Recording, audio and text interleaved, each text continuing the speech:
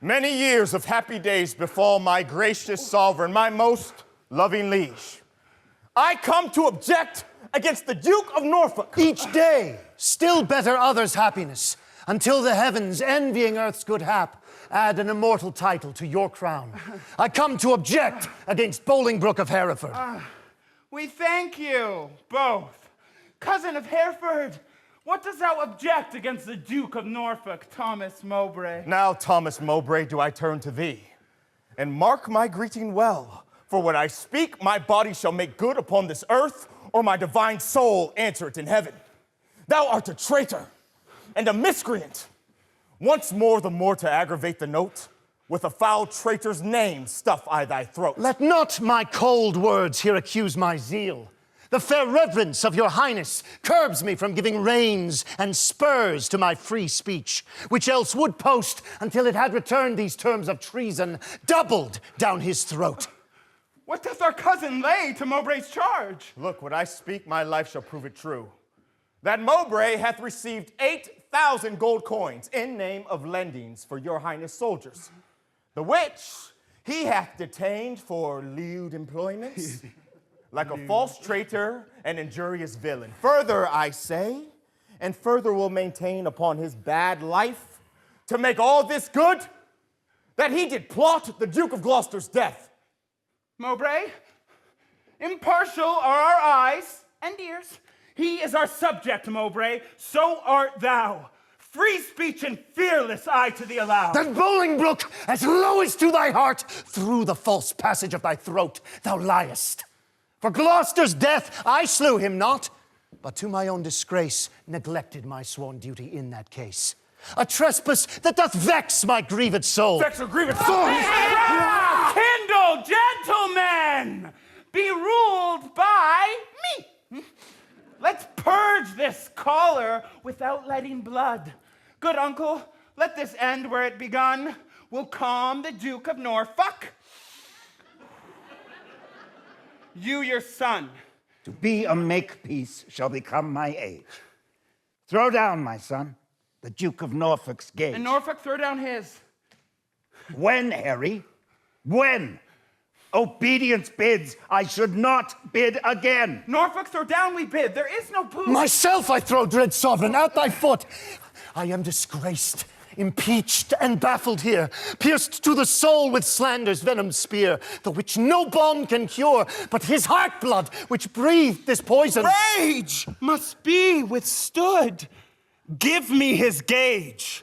Lions make leopards tame. Yea, but not change his spots. Throw down, my lord. down. Take but my shame, and I resign my gage. My dear, dear lord, the purest treasure mortal times afford is spotless reputation, that away. Men are but gilded loam or painted clay. Then, dear my lord, mine honor let me try. In that I live, and for that will I die. Cousin, throw up your gage. Do you begin? Oh God, defend my soul from such deep sin.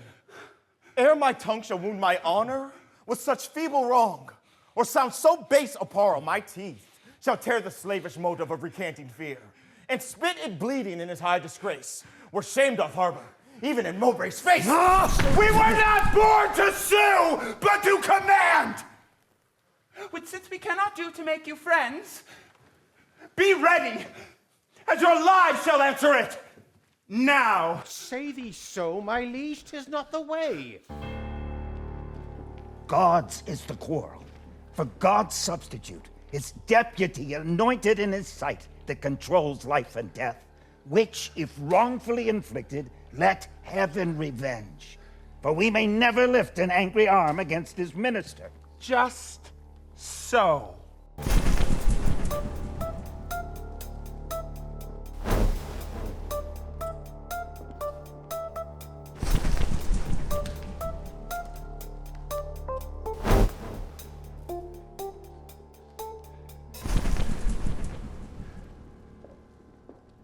The Duke of Norfolk, sprightfully and bold, stays but the summons of the Pellant's trumpet. Why then, the champions are prepared. Cousin, demand of yonder champion the cause of his arrival here in arms.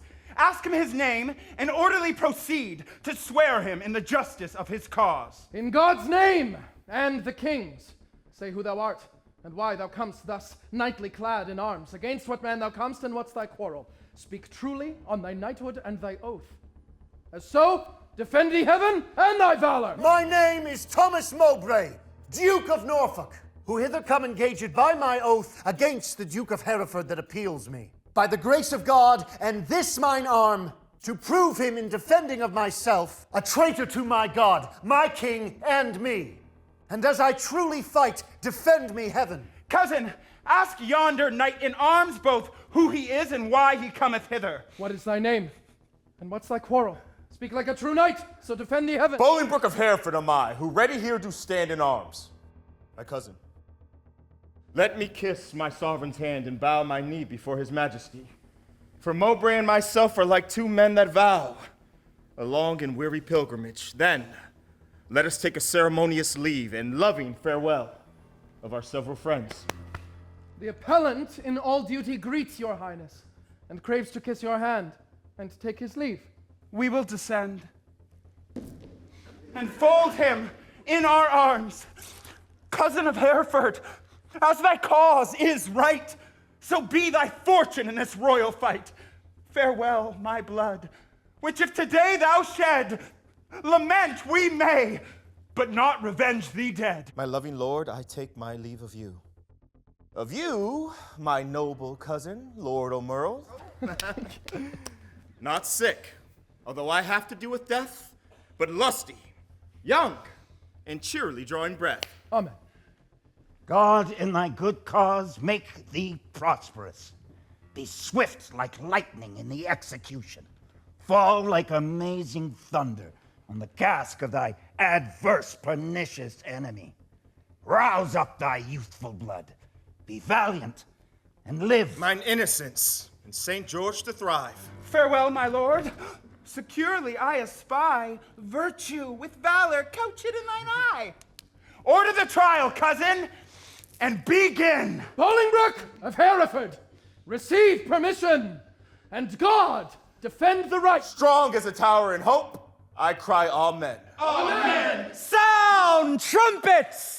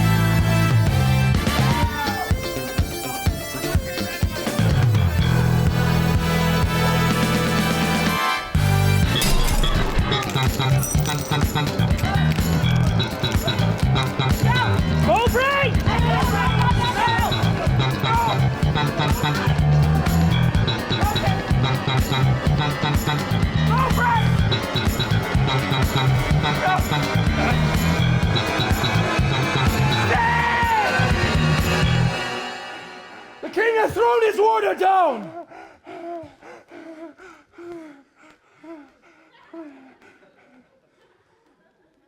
Draw near and list what we have done, for that our kingdom's earth should not be soiled with that dear blood which it hath fostered. Therefore, we banish you our territories, you, cousin Hereford, upon pain of life, till twice 5 summers have enriched our fields, shall not regreet our fair dominion, but tread the stranger paths of banishment.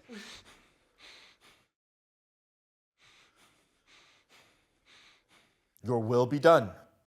This must my comfort be. That sun that warms you here shall shine on me. And those his golden beams to you here lent shall point on me and gild my banishment.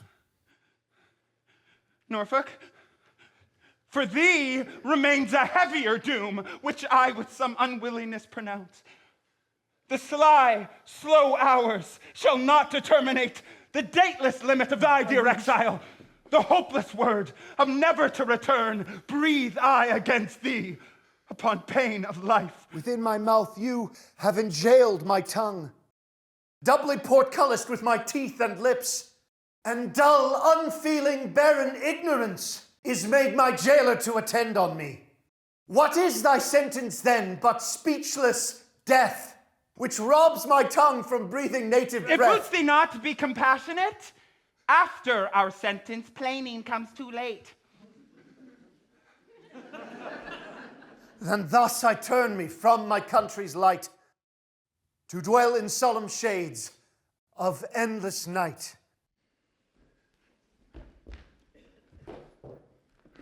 Why, uncle, even in the glasses of thine eyes, I see thy grieved heart.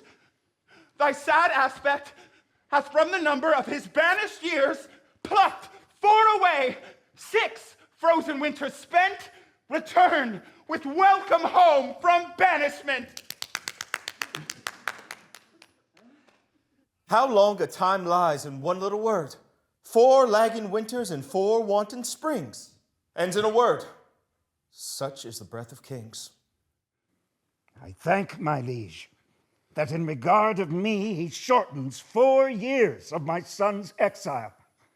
But little vantage shall I reap thereby, for ere the 6 years my son has to spend can change their moons and bring their times about, my oil-dried lamp and time-be-wasted light shall be extinct with age and endless night. Why, uncle, thou hast many years to live. But not a minute, king, that thou canst give. Shorten my days thou canst, with sullen sorrow, and pluck nights from me, but not lend a morrow. Cousin, farewell. And uncle, bid him so. 6 years we banish him, and he shall go.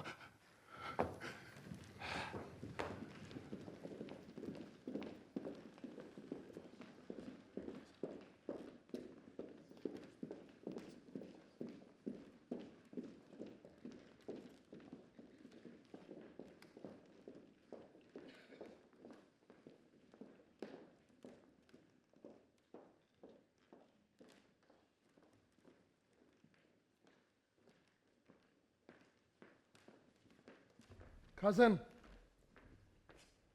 farewell. What presence must not know, from where you do remain, let paper show.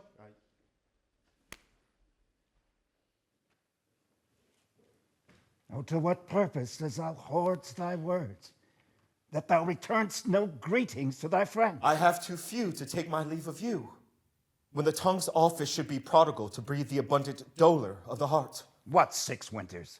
It is quickly gone. Men enjoy, but grief makes 1 hour 10. Come. Come, my son. I'll bring thee on thy way. Had I thy youth and cause, I would not stay. Then, England's ground, farewell. Sweet soil, adieu. My mother and my nurse that bears me yet. Where I wander, boast of this I can. Though banish it, yet a true-born Englishman.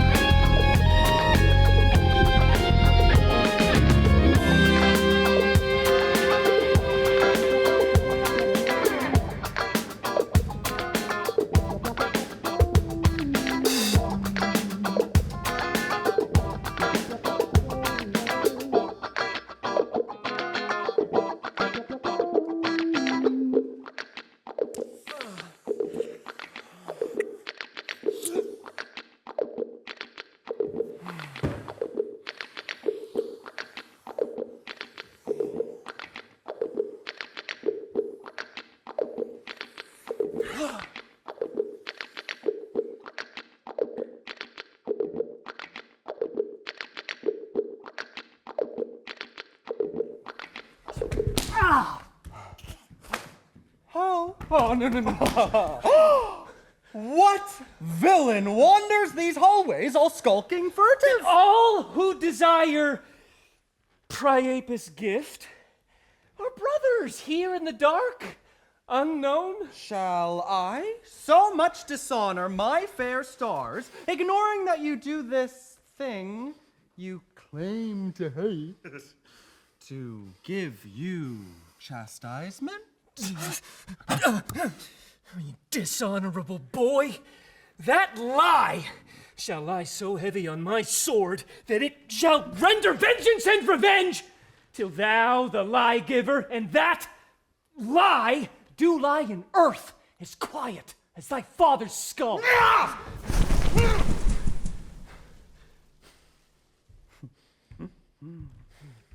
Thou darest not, coward, live to see that day. Now, by my soul, I would it were this hour.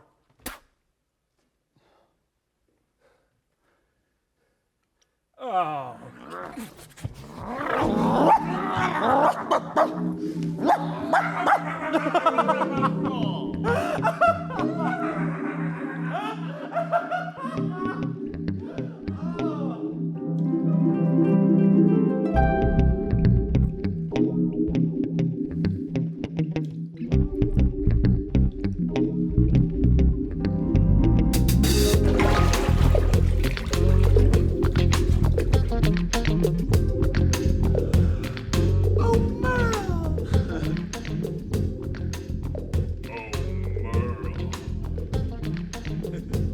My king.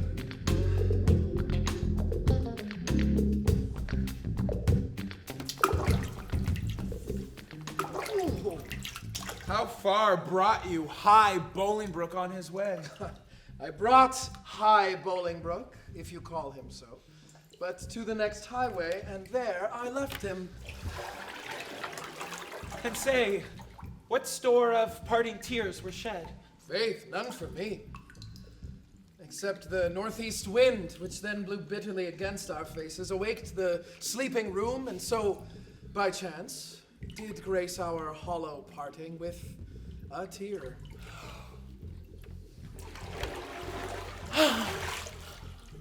What said our cousin when you parted with him? Farewell. That word seemed buried in my sorrow's grave. Mary, would the word farewell have lengthened hours and added years to his short banishment? He should have had a volume of farewells. But since it would not, he had none of me.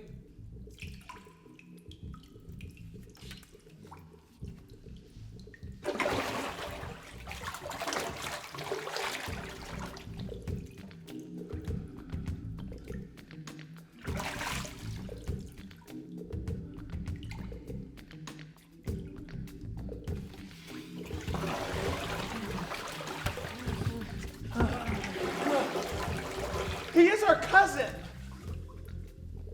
Cousin. But 'tis doubt when time shall call him home from banishment, whether our kinsmen come to see his friends. Ourself and Bushy, you and Green, observed his courtship to the common people. How he did seem to dive into their hearts with humble and familiar courtesy. What reverence he did throw away on slaves, wooing poor craftsmen with the craft of smiles and patient underbearing of his fortune, as 'twere to banish their effects with him. I will live in thy heart.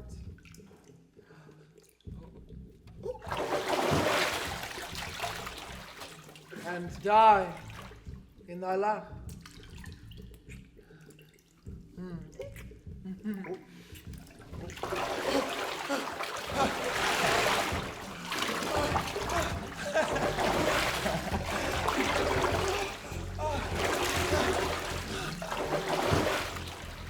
I love the maid I married. Never man sighed truer breath. But that I see thee here, thou noble thing. More dances my rapt heart than when I first my wedded mistress saw bestride my threshold. I have nightly since dreamt of these encounters twixt thyself and me. We have been down together in my sleep, unbuckling helms, fisting each other's throat.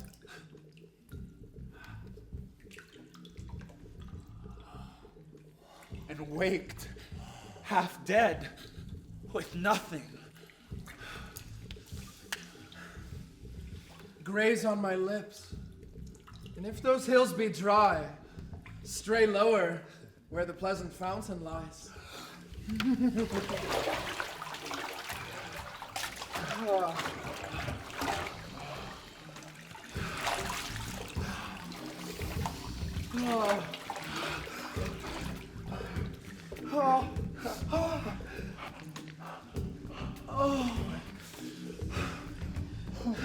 Oh, I'm sorry. I'm sorry.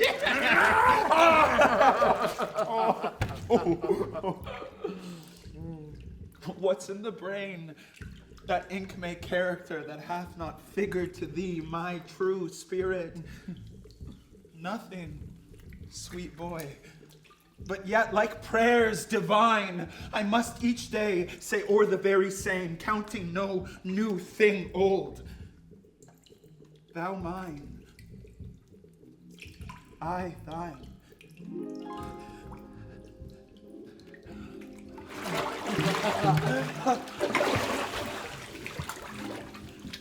Thou mine, I thine. Thou mine, I thine. Thou mine, I thine. Thou mine, I thine. Thou mine, I thine. Thou mine, I thine.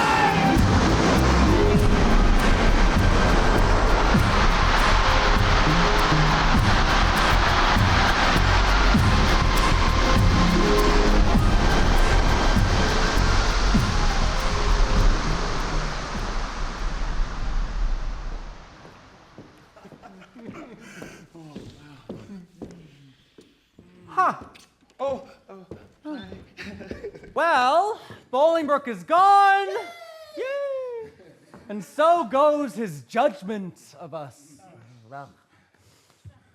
Now, for the rebels which stand out in Ireland, expedient manage must be made, my liege, ere further leisure yield them further means for their advantage and your highness loss. We will ourselves in person to this war. And for our coffers with too great a court and liberal largesse are grown somewhat light, we are enforced to farm our royal realm, the revenue whereof shall furnish us for our affairs in hand. If that comes short, our substitutes at home shall have blank charters, whereto, when they shall know what men are rich, they shall subscribe them for large sums of gold, and send them after to supply our wants. For we will make for Ireland presently. Bushy! What news? Old John of Gaunt is grievous sick, my lord, suddenly taken, and hath sent post haste to entreat your majesty to visit him. Where lies he? At Ely House. Now put it, God, in the physician's mind to help him to his grave immediately. The lining of his coffers shall make coats to deck our soldiers for these Irish wars. Ah! Come, gentlemen, let's all go visit him. Pray God we may make haste and come too late. Amen.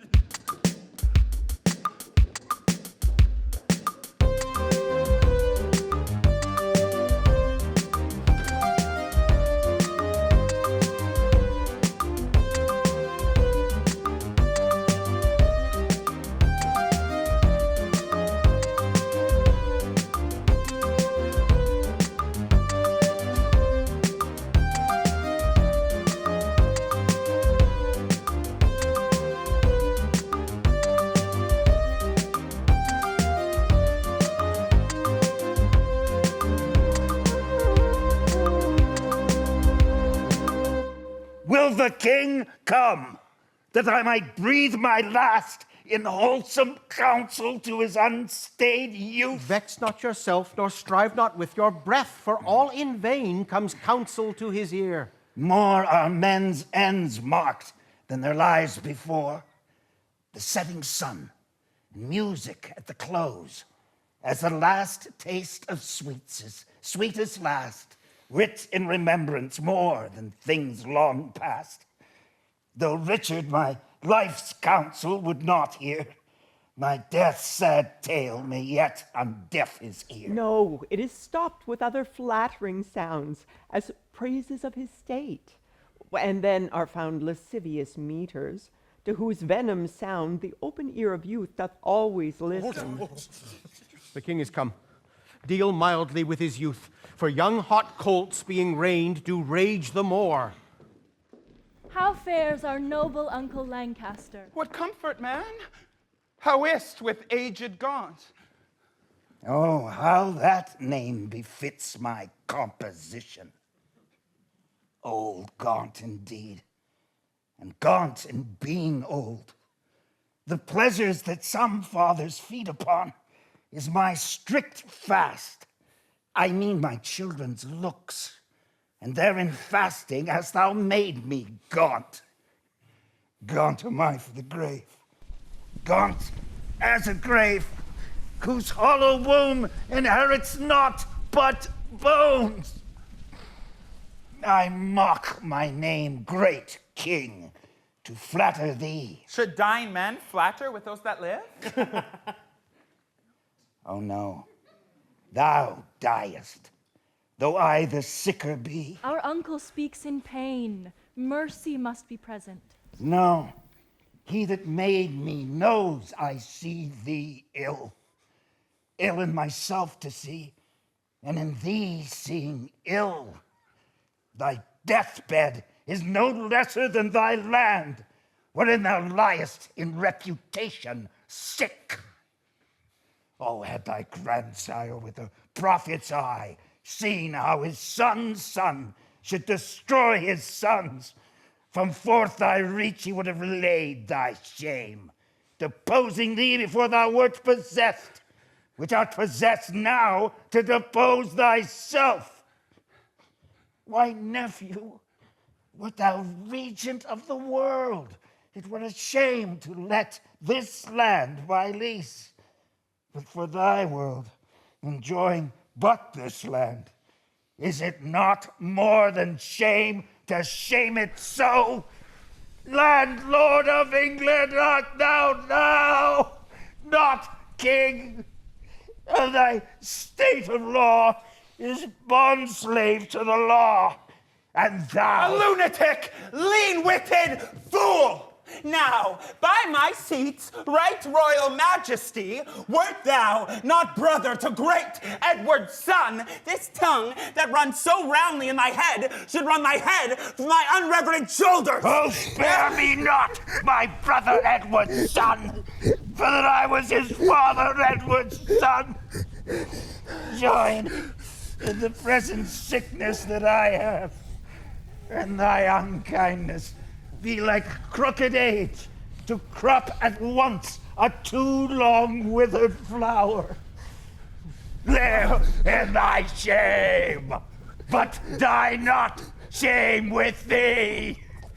These words hereafter thy tormentors be. I do beseech your majesty, impute his words to wayward sickliness and age in him. He loves you on my life and holds you dear. My wife speaks true, my liege. What says he? His tongue is now a stringless instrument. Words, life, and all Uncle Lancaster hath spent. Grief boundeth where it falls, not with the empty hollowness, but wait. A comfort, please, to all who loved him. The ripest fruit first falls, and so doth he. His time is spent. Our pilgrimage must be. So much for that. Now, for our Irish wars. And for these great affairs to ask some charge, toward our assistance, we do seize to us the plate, coin, revenues, and movables whereof our uncle Gaunt did stand possessed. Oh, my liege! Pardon me, if you please. If not, I pleased not to be pardoned, am content with all. Seek you to seize and grip into your hands the royalties and rights of banished Bolingbroke? Now, afore God, God forbid I say true, if you do wrongfully seize Bolingbroke's rights, call in the letters patents that he hath by his attorneys general to sue his livery and deny his offered homage, you pluck 1,000 dangers on your head. You lose 1,000 well-disposed hearts. Uncle. And prick my tender patience to those thoughts which honor and allegiance cannot think. Think what you will. We seize into our hands his plate, his goods, his money, and his lands. I'll not be by the while. My liege, farewell. What will ensue hereof, there's none can tell, but by bad courses may be understood that their events can never fall out good.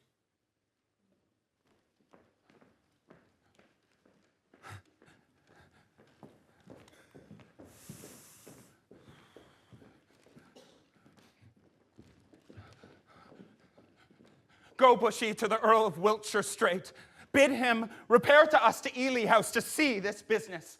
Tomorrow next, we will for Ireland, and 'tis time, I trow. And we create, in absence of ourself, our Uncle York, Lord Governor of England, for he is just, and always loved us well. Come on, our queen, tomorrow must we part. Be merry, for our time of stay is short.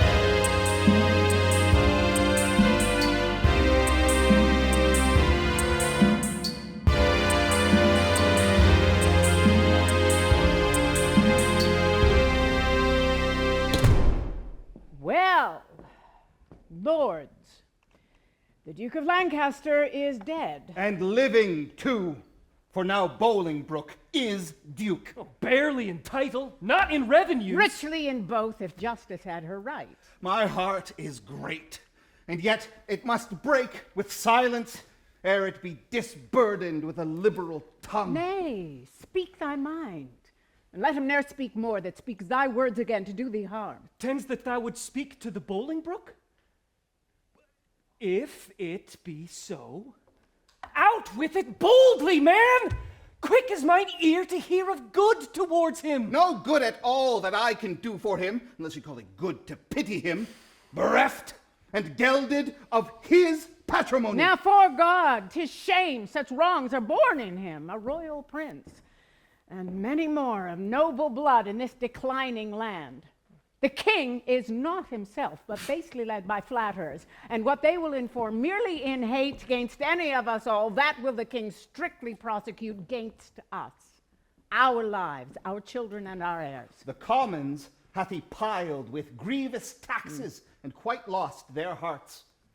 The nobles hath he fined for ancient quarrels, and quite lost their hearts. The king grown bankrupt, like a broken man. Reproach and disillusion hangeth over him. He hath not money for these Irish wars, his burden is taxation notwithstanding, but for the robbing of the banished duke. Then thus, I have from Le Port Blanc, a bay in Brittany, received intelligence that Bolingbroke, the Duke of Hereford, and myriad others, all these well furnished by the Duke of Brittany with 8 tall ships, 3,000 men of war, are making hither with all due expedience, and shortly mean to land on our northern shore. Away with me in post to Ravensburg.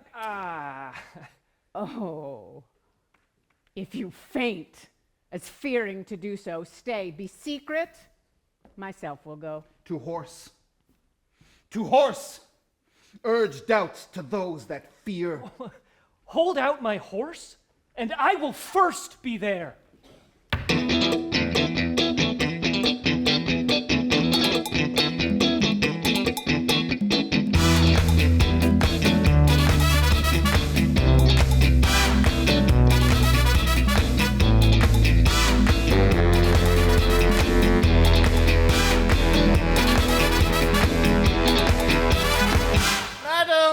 Majesty is too much sad. You promised, when you parted with the king, to lay aside life-harming heaviness and entertain a cheerful disposition. To please the king I did.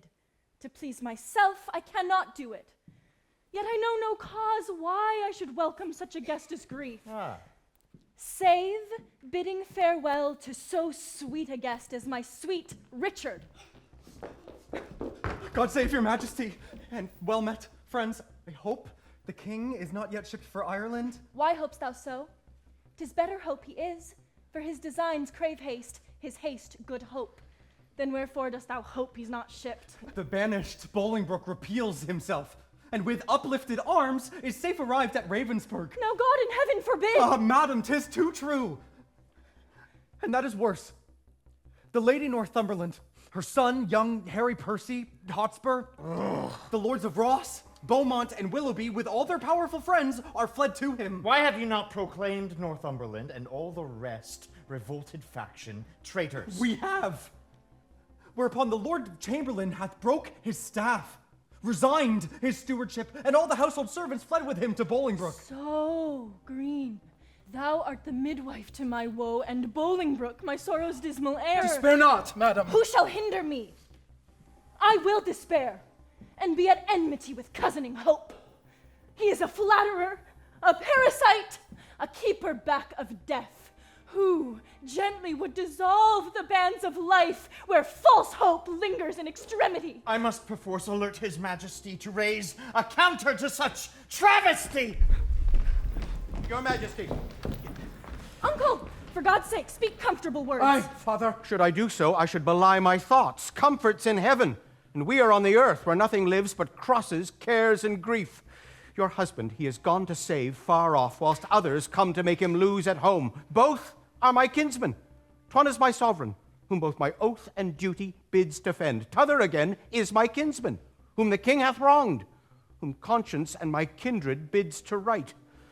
Well, somewhat we must do. Come, cousin, I'll dispose of you to refuge. Father. All is uneven, and everything is left at 6 and 7. The wind sits fair for news to go for Ireland, but none returns. For us to levy power proportionable to the enemy is all impossible. Besides, our nearness to the king in love is near the hate of those love not the king. And that's the wavering commons. For their love lies in their purses, and whoso empties them by so much fills their hearts with deadly hate. Well, I will for refuge straight to Bristow Castle. Thither will I with you. For little office will the hateful commons do for us, except like curs to tear us all to pieces. Will you go along with us? No, I will to Ireland, to his majesty. Farewell. Let us hope York thrives to beat back Bolingbroke. Alas, poor Duke, the task he undertakes is numbering sands and drinking oceans dry. Where one on his side fights, thousands will fly. Farewell at once. For once. For all. And ever. Well, we may meet again. Fear me never.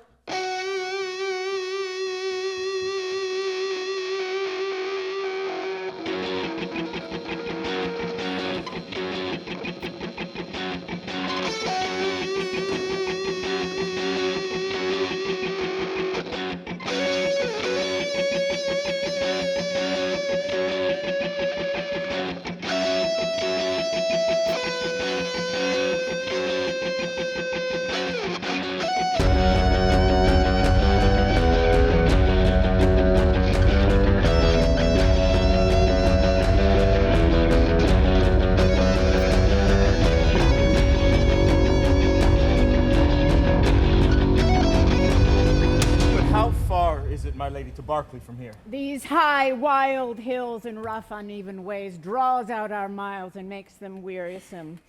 And yet, your fair discourse hath been as sugar, making the hard ways sweet and delectable.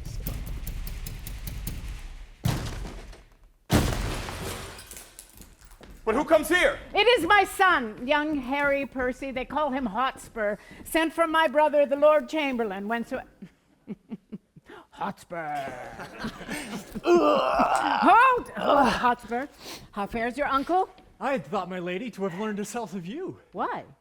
Is he not with the queen? No, my good lady, he hath forsook the court, broken his staff of office, and dispersed the household of the king. What was his reason? He was not so resolved when last we spake together. Because your ladyship was proclaimed traitor. But he, my lady mother, has gone to Ravensburg to offer service to Bolingbroke, and sent me over by Berkeley to discover what powers the Duke of York had levied there, then with directions to repair to Ravensburg. Have you forgot Bolingbroke, the Duke of Hereford, boy? No, my good lady. For that is not forgot which ne'er I did remember. To my knowledge, I never in my life did look on him. Then learn to know him now. This is the Duke. Oh. My gracious lord, I tender you my service, such as it is being tender, raw, and young, which elder days shall ripen and confirm to more approved service and desert. I pray you will be our new king. Oh, I thank thee, gentle Hotspur. And be sure, I count myself in nothing else so happy as in a soul remembering my good friends. And as my fortune ripens with thy love, it shall be still thy true love's recompense. My heart this covenant makes, my hand thus seals it. But I desire no kingship. I crave only that which is owed me. Here come the lords of Ross and Willoughby, bloody with spurring, fiery red with hate.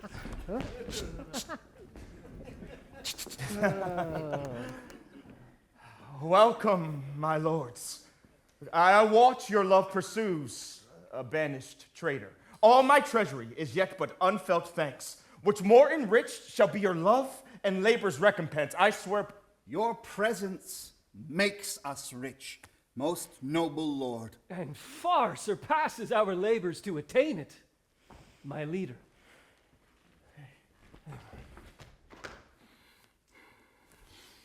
Evermore thanks, the exchequer of the poor, which, till my infant fortune comes to years, stands for my bounty. I cherish thy loyalty. And so. How far is it to Berkeley, and what stir keeps good old York there with his men of war? Here stands the castle by yon tuft of trees, manned with 300 men, as I have heard, and in it are the lords of York, Berkeley, and Seymour. None else of name and noblesse of it. Here comes his grace in person, my noble uncle. Show me thy humble heart and not thy knee, whose duty is deceivable and false. Did you think I would not know of this place? My gracious uncle, Tut! Grace me no grace, nor uncle me no uncle. I am no traitor's uncle, and that word grace in an ungracious mouth is but profane. Why have those banished and forbidden legs dared once to touch a dust of England's ground? Noble uncle, I beseech your grace. You have a son, O Merle, my noble cousin. Had you first died and he been thus trod down, he should have found in his uncle Gaunt a father to rouse his wrongs and chase them to the bay. What would you have me do?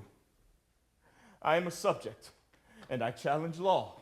Attorneys are denied me, and therefore, personally, I lay my claim to my inheritance of free descent. The noble Duke hath been too much abused. It stands your grace upon to do him right. Base men, by his endowments, are made great. My lords of England, let me tell you this. I have had feeling of my cousin's wrongs, and labored all I could to do him right. But in this kind to come, in braving arms, be his own carver and cut out his way to find out right with wrong, it may not be. And you that do abet him in this kind cherish rebellion, and are rebels all. The noble Duke has sworn his coming is but for his own, and for the right of that we have all strongly sworn to give him aid. And let him ne'er see joy that breaks that oath. Well, I see the issue of these arms. Yet if I could, by him that gave me life, I would attach you all and make you stoop unto the sovereign mercy of the king. But since I cannot, be it known unto you, I do remain as neuter.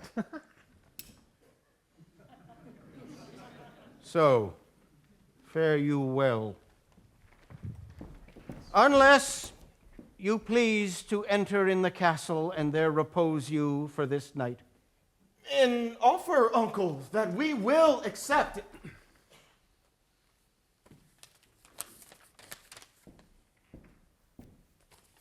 But we must win your grace to go with us to Bristow Castle, which they say is held by Bushy, Green, and their accomplices, the caterpillars of the Commonwealth, which I have sworn to weed and pluck away. It may be I will go with you, but yet I'll pause, for I am loath to break our country's laws. Nor friends nor foes to me welcome you are.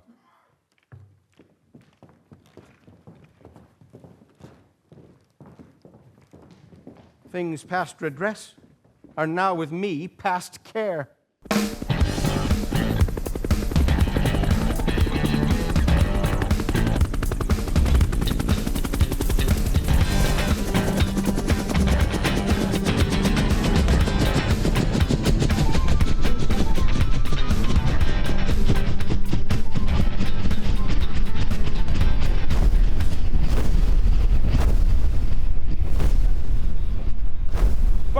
Castle, call they this in hand? Yea, my lord.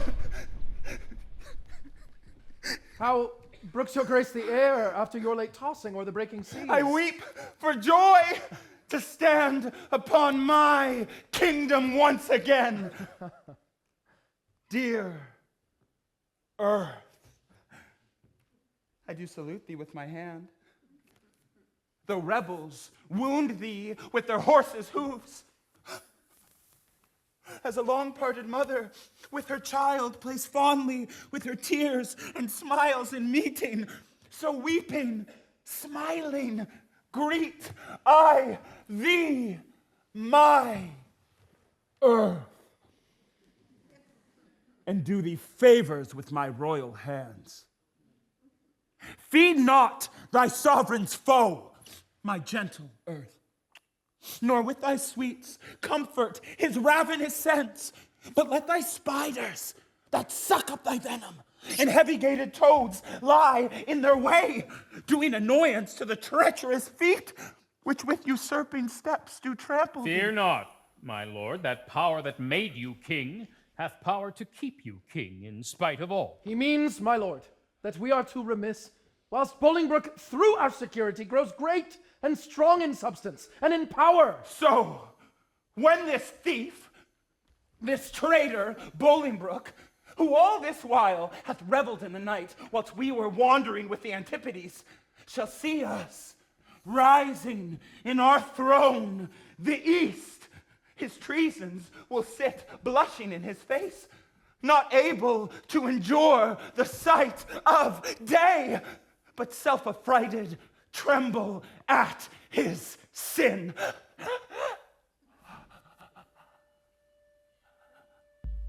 Not all the water in the rough, rude sea can wash the balm off from an anointed king.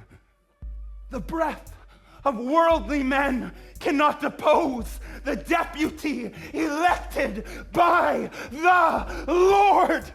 For every man that Bolingbroke hath pressed to lift shrewd steel against our golden crown, God, for his Richard, hath in heavenly pay a glorious angel. Then if angels fight, weak men must fall, for heaven still guards the right.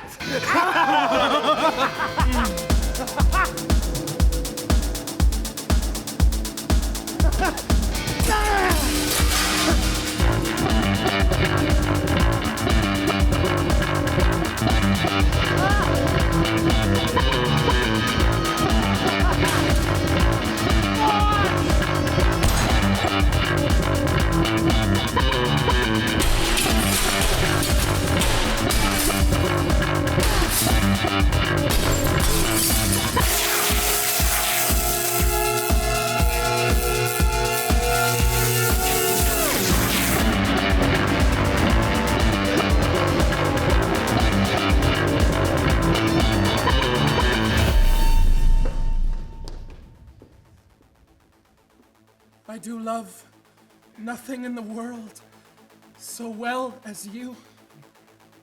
Is not that strange? Not strange at all.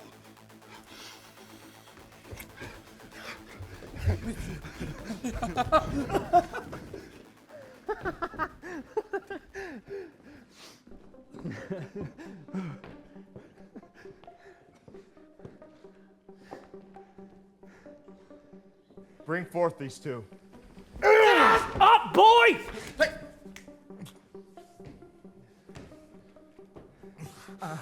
Bushy and Green, I will unfold some causes of your deaths. You have misled a prince, a royal king, a happy gentleman in blood and lineaments, by you unhappied and disfigured clean. You have in manner with your sinful hours made a divorce betwixt his queen and him, broke the possession of a royal bed, and stained the beauty of a fair queen's cheeks with tears drawn from her eyes by your foul wrongs. This and much more than twice all this condemns you to the death. Your lies are transparent, pretender. The love for his sullen queen is true. More welcome is the stroke of death to me than Bolingbroke to England. Lords, farewell. My comfort is that heaven will take our souls and plague injustice with the pains of hell. My Lady Northumberland, see them dispatched.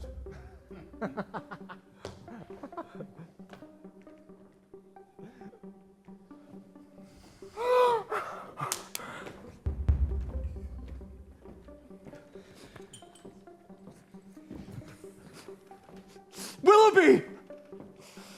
What of the brotherhood of the dark unknown and Priapus?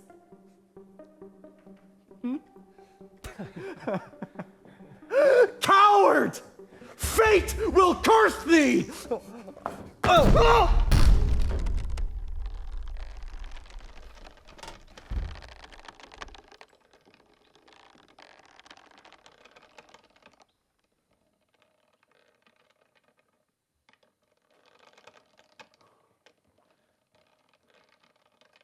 Uncle, you say the queen is at your house. For God's sake, fairly let her be entreated. Tell her I sent to her my kind commends. Take special care my greetings be delivered. A gentleman of mine I have dispatched with letters of your love to her at large. Thanks, gentle uncle. Come, lords, lady, away, to fight with Salisbury and his accomplices. A while to work, and after holiday. I follow thy lead.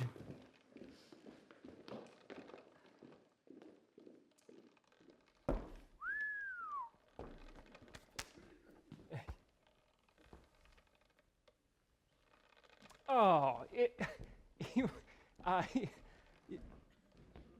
Ross?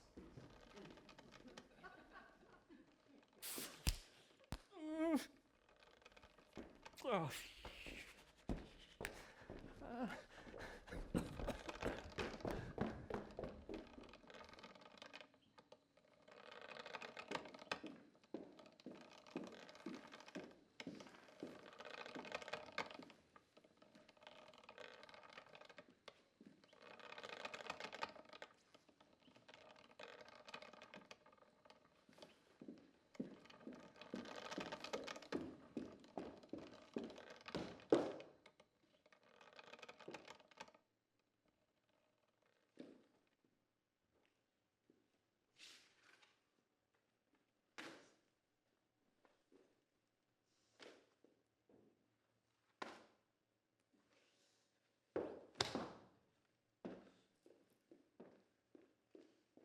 My lady Scroop, how far off lies your power?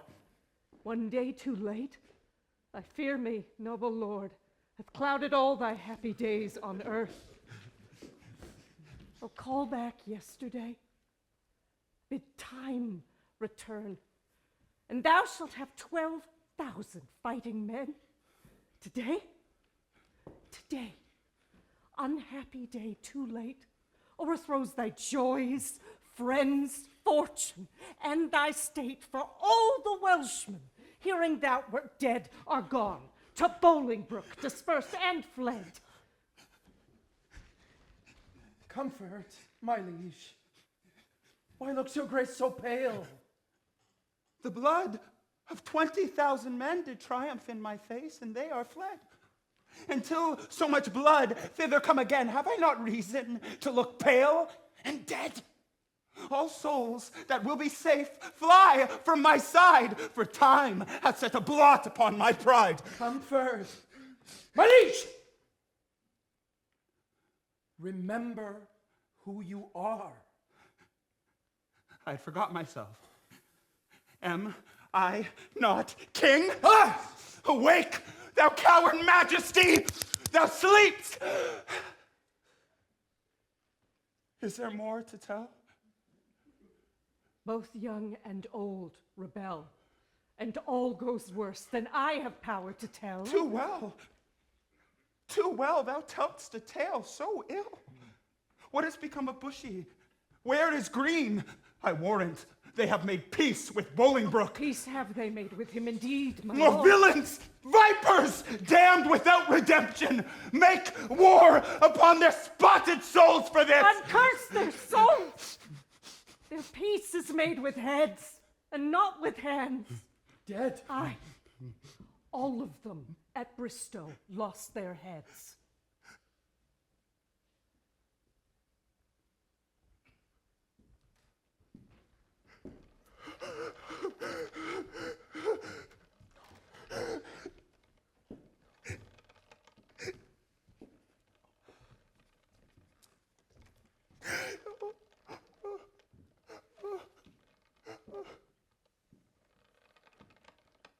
They were my friends. Where is the Duke, my father? No matter where. Of comfort, no man speak. Let's talk of graves, of worms, and epitaphs.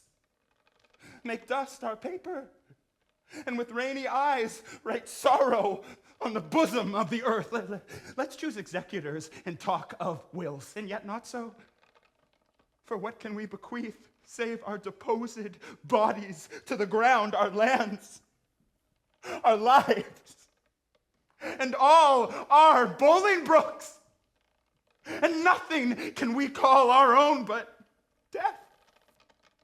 And that small model of the barren earth which serves as paste and cover to our bones. For God's sake, let us sit upon the ground and tell sad stories of the death of kings.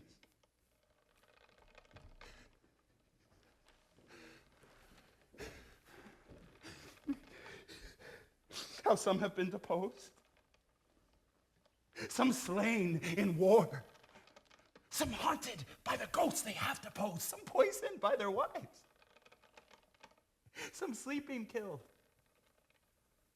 all murdered. For within the hollow crown that rounds the mortal temples of a king keeps death his court, and there the antic sits, scoffing his state and grinning at his pomp, allowing him a breath, a little scene to monarchize, be feared, and kill with looks, and infusing him with self and vain conceit, as if this flesh, which walls about our life, were brass impregnable. And humor thus comes at the last, and with a little pin bores through his castle wall. And farewell, king. Cover your heads, and mock not flesh and blood with solemn reverence. Throw away respect, tradition, form, and ceremonious duty, for you have but mistook me all this while. I live with bread like you, feel want, taste grief, need friends. Subjected thus, how can you say to me, I am a king?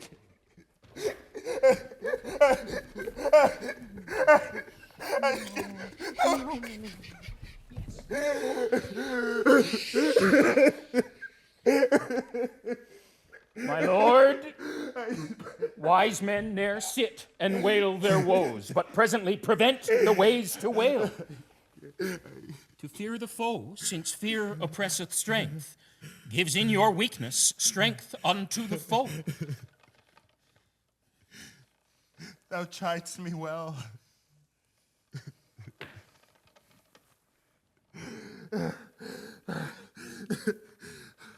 Proud Bolingbroke, I come to change blows with thee for our day of doom. This ague fit of fear is overblown. An easy task it is to win our own. Say, Lady Scroop, where lies our uncle with his power? Your Uncle York is joined with Bolingbroke, and all your northern castles yielded up, and all your southern gentlemen in arms upon his party. Thou hast said enough. Beshrew thee, cousin, which didst lead me forth from that sweet way I was in to despair. What say you now?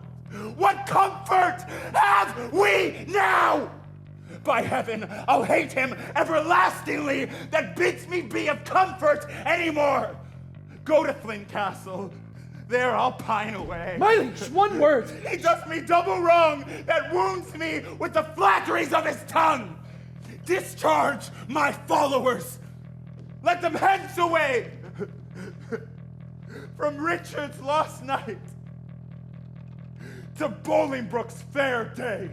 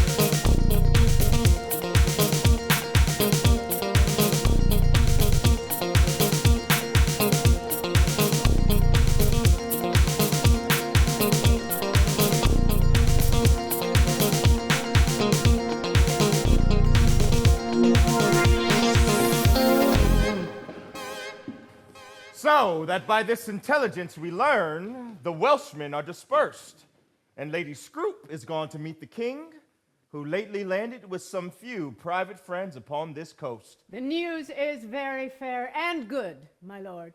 Richard, not far from hence, hath hid his head. It would beseem the Duchess Northumberland to say King Richard. Alack, the heavy day when such a sacred king should hide his head. Your grace mistakes. Only to be brief left I his title out. The time hath been, would you have been so brief with him, he would have been so brief with you, to shorten you. For taking so the head, your whole head's length. We know it, uncle, and oppose not ourselves against his will. Suddenly, questions of protocol do become of great import. 'Tis ever so when the state is learning a new song.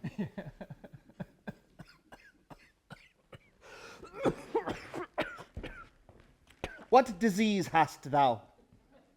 Oh, a horse on cold, sir, a cough. It seems a dire one. 'Tis the season. 'Twill pass. Welcome, Hotspur. What? Will not this castle yield? The castle royally is manned, my lord, against thy entrance. Royally? Why, it contains no king. Yes, my good lord, it doth contain a king. King Richard hides within the limits of yon lime and stone, and with him are the Lord O'Merle and Lady Scroop, besides a clergyman of holy reverence who I cannot learn. Oh, belike it is the Bishop of Carlisle. Noble lady, go to the rude ribs of that ancient castle. Through brazen trumpets send the breath of parley into his ruined ears, and thus deliver. Henry Bolingbroke.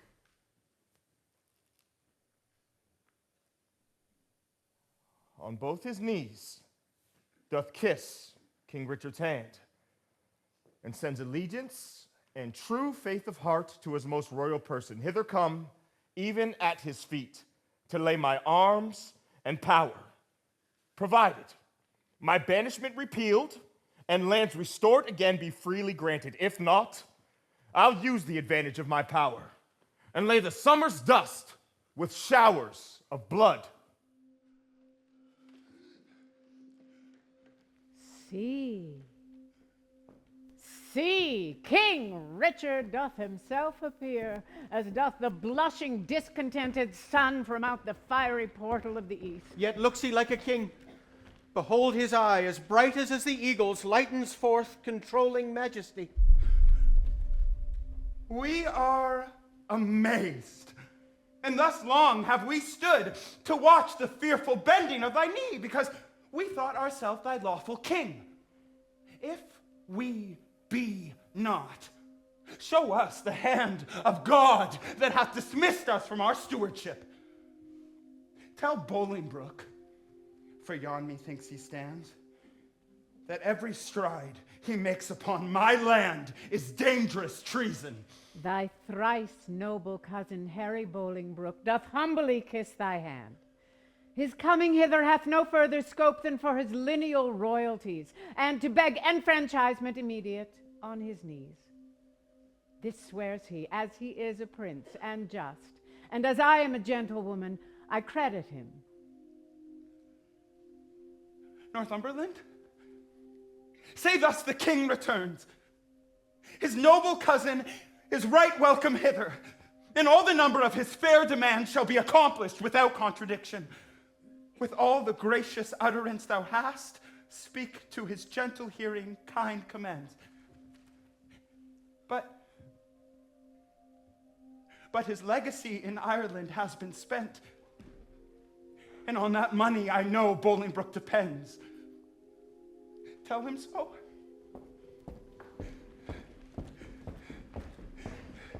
We do debase ourselves, cousin, do we not? To look so poorly and to speak so fair. Shall we call back Northumberland and send defiance to the traitor and so die? No, good my lord. Let's fight with gentle words till time lend friends, and friends their helpful swords. What must the king do now?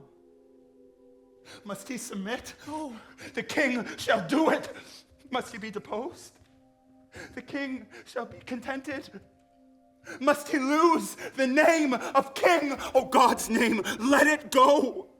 I'll give my jewels for a set of beads, my gorgeous palace for a hermitage, my gay apparel for an almsman's gown, my figured goblets for a dish of wood, my scepter for a palmer's walking staff, my subjects for a pair of carved saints, and my large kingdom for a little grave.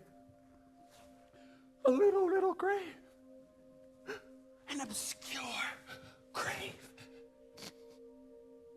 Or I'll be buried in the king's highway, some way of common trade where subjects' feet may hourly trample on their sovereign's head, for on my heart they tread now whilst I live, and buried once, why not upon my head?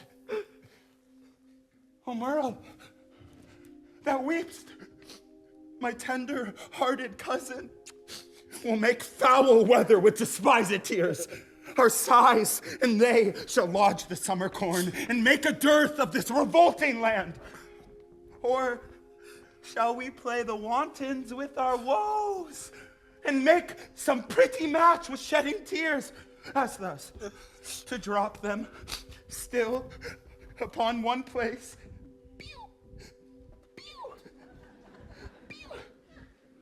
till they have fretted us a pair of graves within the earth, and therein laid their lives.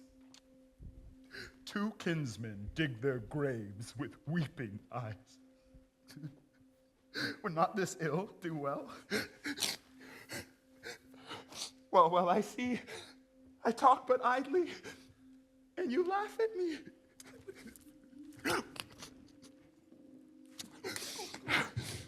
Most mighty princess, my lady Northumberland, what says King Bolingbroke?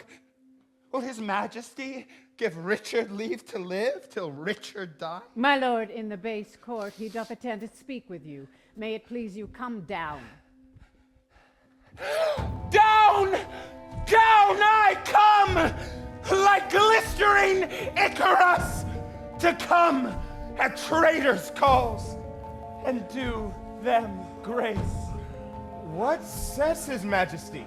Sorrow and grief of heart make him speak fondly like a frantic man, and yet he is come.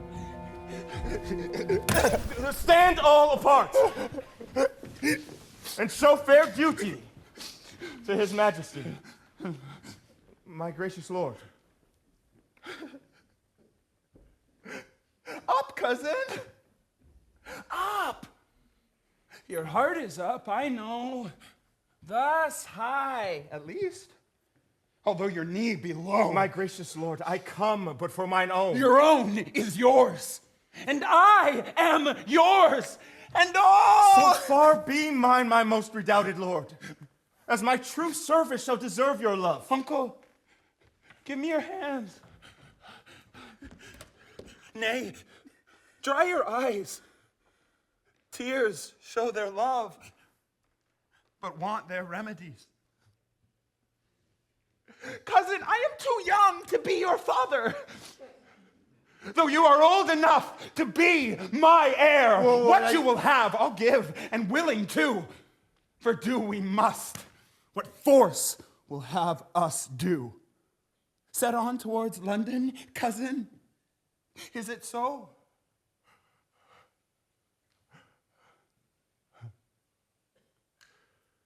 Yea, my good lord.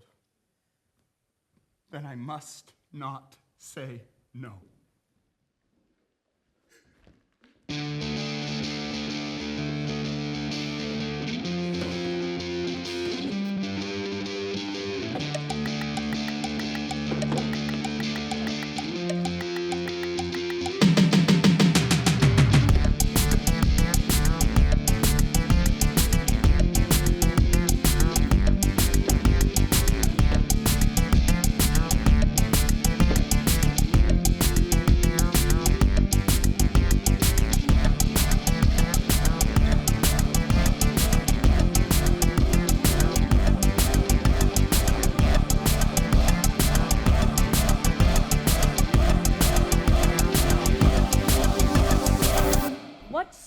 shall we devise here in this garden to drive away the heavy thought of care? Madam, we'll dance.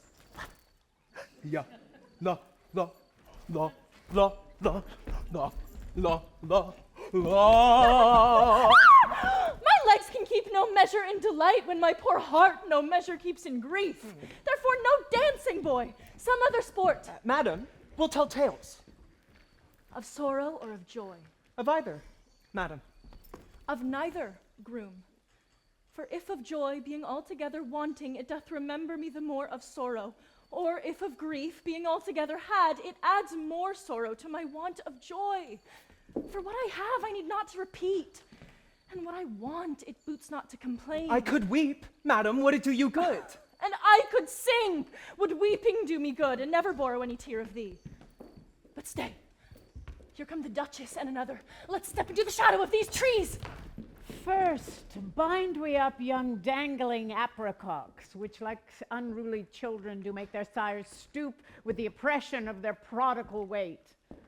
Cut off the heads of two tall growing sprays that look too lofty in our commonwealth. All must be equal in our government. Why should we, in the compass of offense, keep law and form and due proportion, showing as in a model our firm estate, when our sea-walled garden, the whole land, is covered with weeds, her fairest flowers choked up, her fruit trees all unpruned, her hedges ruined, her knots disordered, and her wholesome herbs swarming with caterpillars? Hold thy peace. He that hath suffered this disordered spring hath now himself met with the fall of leaf. What? Think you the king shall be deposed? Letters came last night to a dear friend of the good Duke of York's that tell bleak tidings. What are these vile things they say? Oh, I am pressed to death through want of speaking. Why dost thou say King Richard is deposed? Darest thou little better thing than earth divine his downfall? Say, where, when, and how camest thou by this ill tidings? Speak now! Pardon me, madam. Little joy have I to breathe this news, yet what I say is true. King Richard, he is in the mighty hold of Bolingbroke. Their fortunes both are weighed. In your lord's scale is nothing but himself and a few vanities that make him light. But in the balance of great Bolingbroke, beside himself are all the English peers. And with those odds he weighs King Richard down. Post you to London, you will find it so. I speak no more than everyone doth know. Nimble mischance, that art so light of foot, doth not thy embassage belong to me? And am I the last that knows it? Oh, thou think'st to serve me last, that I may longest keep thy sorrow in my breast. Come, groom! Go to meet at London, London's king in woe. What? Was I born to this? That my sad look should grace the triumph of great Bolingbroke? Base lady, for telling me these news of woe, pray God the plants thou graft'st may never grow.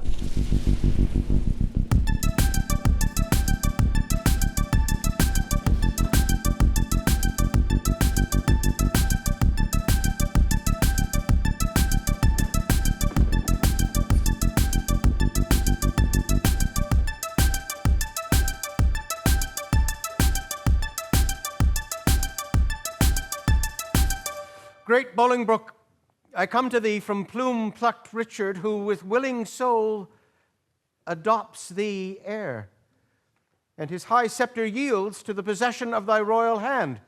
Ascend his throne, descending now from him, and long live Henry, fourth of that name. Long live Henry! In God's name, I'll ascend the regal throne. Marry, God forbid. Worst in this royal presence may I speak, yet best beseeming me to speak the truth. What subject can give sentence to his king, and who sits here that is not Richard's subject? Oh, forfend it, God, that in a Christian climate souls refined should show so heinous, bleak obscene a deed. My lord of Hereford here, whom you call king, is a foul traitor to proud Hereford's king. And if you crown him, let me prophesy, the blood of English shall manure the ground, and future ages groan for this foul act. Peace shall go sleep with Turks and infidels, and in this seat of peace, tumultuous wars shall kin with kin, and kind with kind confound. Prevent it. Resist it. Let it not be so, lest child's children cry against you woe. Well have you argued, sir, and for your pains of capital treason we arrest you here. Now, away. Nay.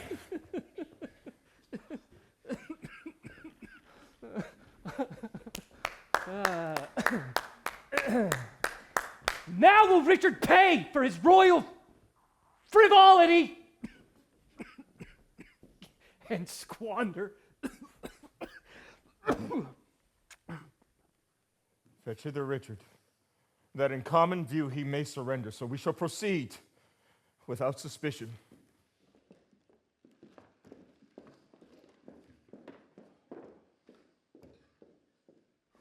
My dear friend, you look no better than I saw you last.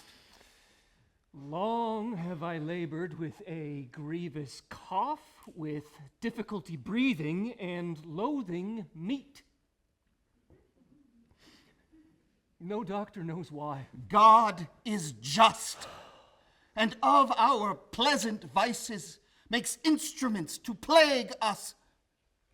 'Tis said this new disease is a punishment. Thou art always figuring diseases in me, but thou art full of error.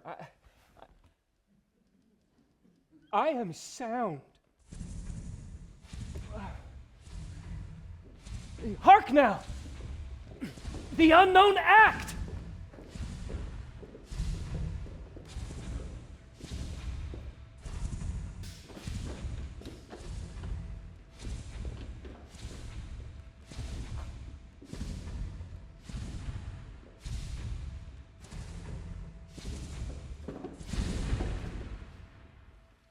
Alack! Why am I sent for to a king before I have shook off the regal thoughts wherewith I reigned? To do that office of thine own good will, which tired majesty did make thee offer, the resignation of your state and crown to Henry Bolingbroke. Give me the crown.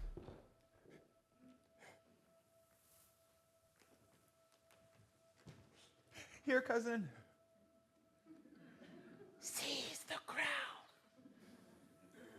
Are you contented to resign the crown? I? No. No.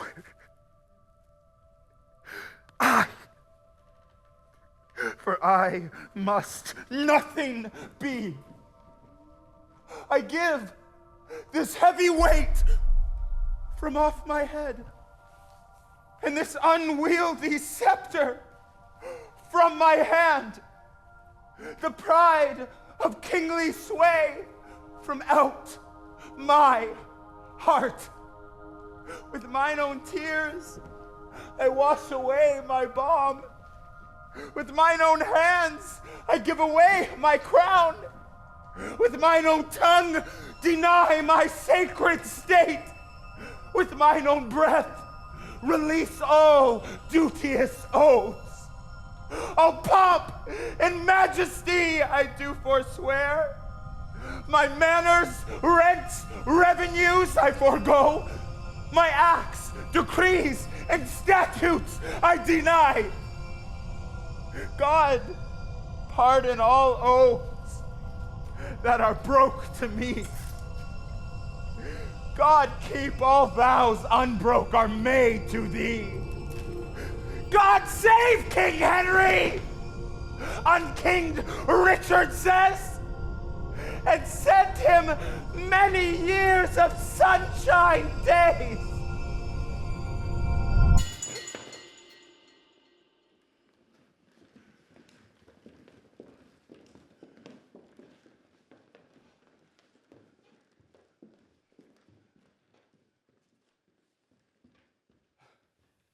What more remains?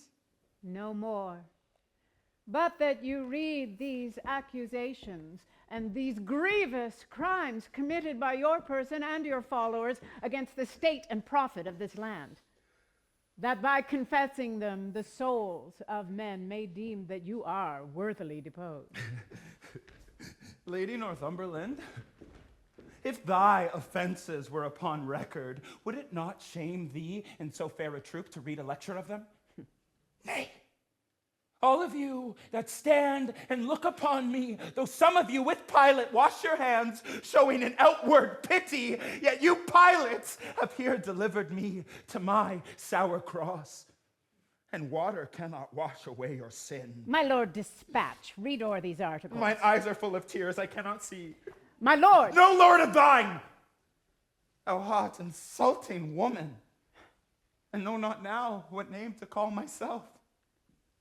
Oh, that I were a mockery king of snow, standing before the son of Bolingbroke, to melt myself away in water drops. Good king, great king, and yet not greatly good. And if my word be sterling yet in England, let it command a mirror hither straight, that it may show me what a face I have, since it is bankrupt of his majesty. Go. Some of you in fetch a looking glass. Read o'er these papers while the glass doth come. Fiend, thou torments me ere I come to hell. Urge it no more, my lady Northumberland. The commons will not be satisfied. They shall be satisfied. I'll read enough. When I do see the very book indeed where all my sins are writ. And that's myself. Give me that glass, and therein will I read.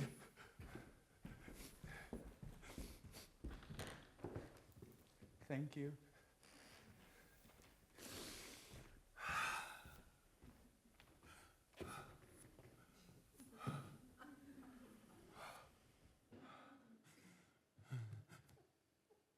No deeper wrinkles yet. Was this face the face that every day under his household roof did keep 10,000 men? Was this the face that like the sun did make beholders wink?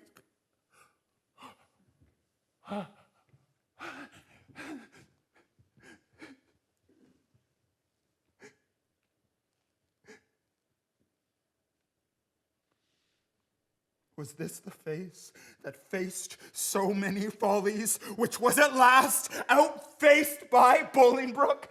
A brittle glory shineth in this face, as brittle as the glory is the face. For there it is, cracked in 100 shivers. Mark, silent king, the moral of this sport. How soon my sorrow hath destroyed my face. The shadow of your sorrow hath destroyed the shadow of your face. Say that again. The shadow of my sorrow? Let's see. It is very true. My grief lies all within. I'll beg one boon, and then be gone, and trouble you no more. Shall I obtain it? Name it, fair cousin. Give me leave to go. Whither? Whither you will, so I were from your sights. With O'Merle, some quiet, distant place. With O'Merle?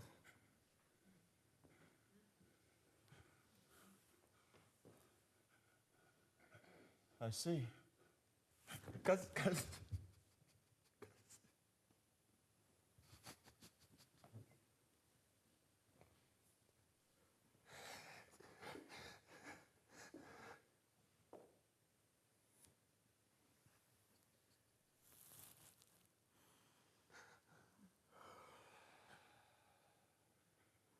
Go.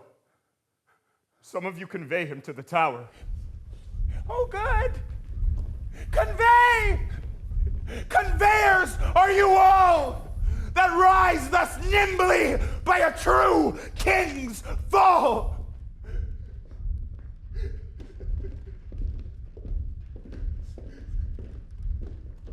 On Wednesday next, we solemnly set down our coronation. Lords, prepare yourselves.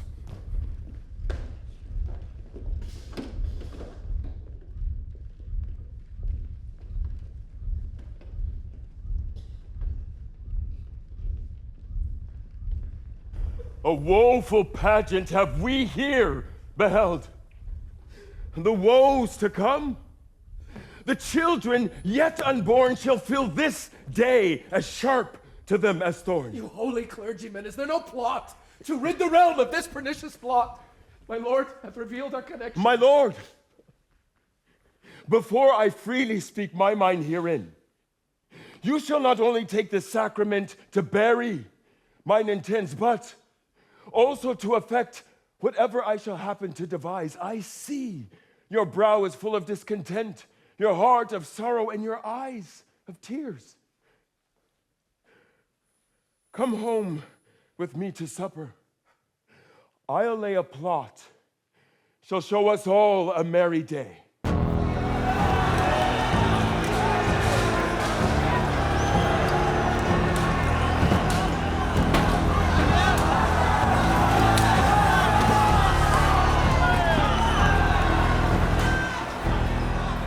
This way the king will come.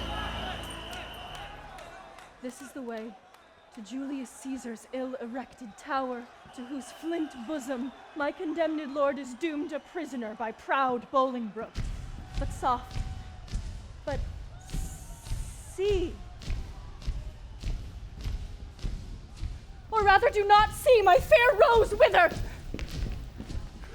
Richard? Joy not with grief, fair woman, do not so, to make my end too sudden. Hie thee to France, and cloister thee in some religious house. Our holy lives must win a new world's crown, which our profane hours here have thrown down. Hath Bolingbroke deposed thine intellect? Hath he been in thy heart? The lion dying thrusteth forth his paw and wounds the earth, if nothing else, with rage to be o'erpowered. And wilt thou, pupil-like, take the correction?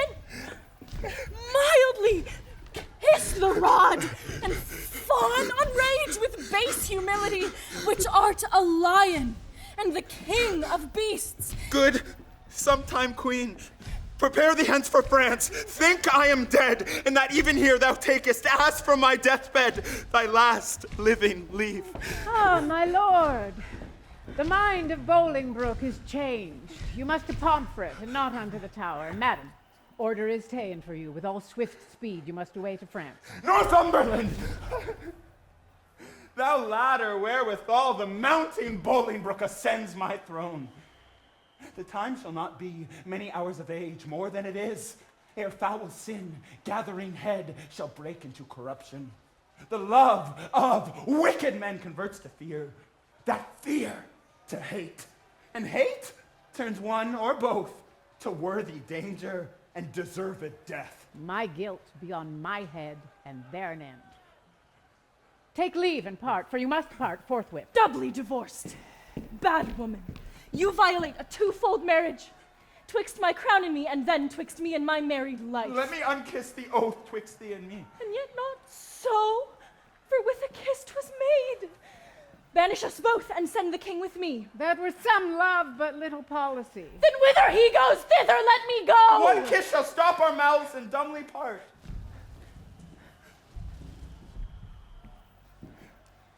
Thus give I mine, and thus take I thy heart.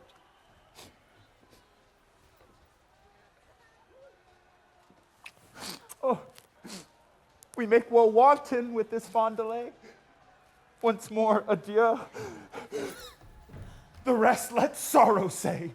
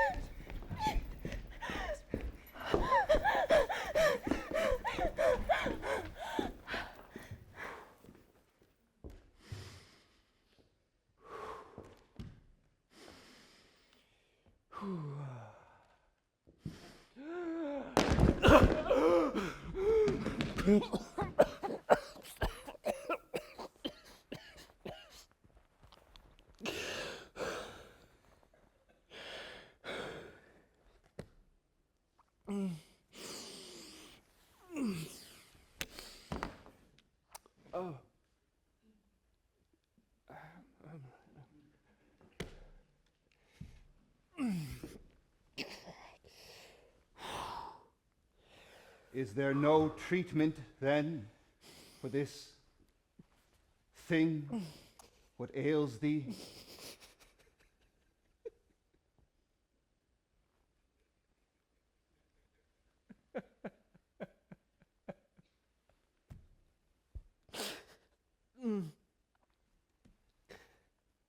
My love is as a fever, longing still for that which longer nurseth the disease, feeding on that doth preserve the ill, the uncertain, sickly desire to please.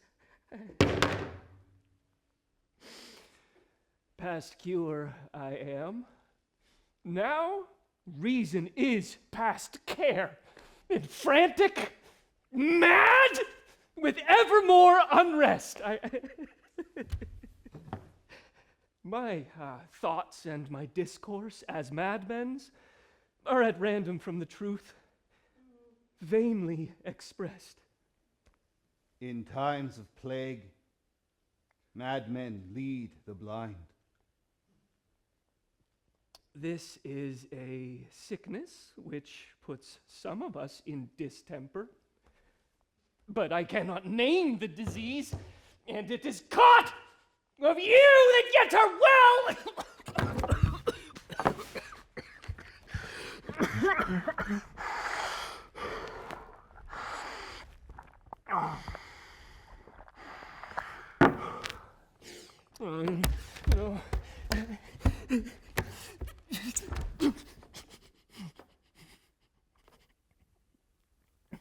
A friend should bear his friend's infirmities. I care not what they say. I will comfort you.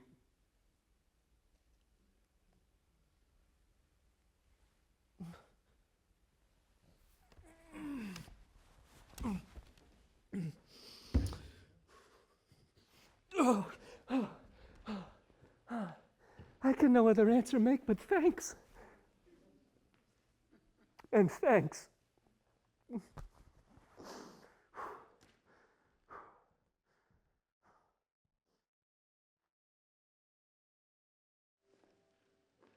My lord, you told me you would tell the rest when weeping made you break the story off of our former kingling coming into London. Where did I leave? At that sad stop, my lord, where rude misgoverned hands from windows tops threw dust and rubbish on King Richard's head. Then, as I said, the Duke, great Bolingbroke, mounted upon a hot and fiery steed, which his aspiring rider seemed to know, with slow but stately pace kept his course, whilst all tongues cried, God save thee, Bolingbroke. Alack, poor Richard.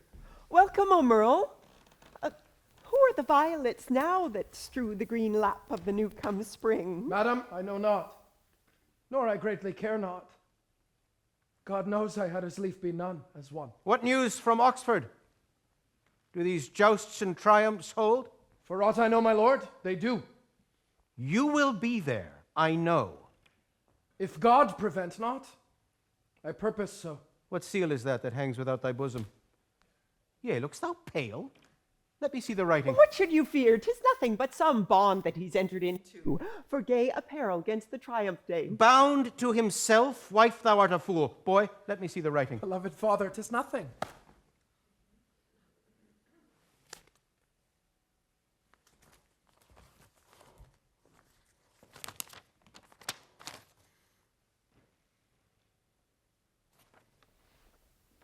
Ho! Who is within there? Saddle my horse!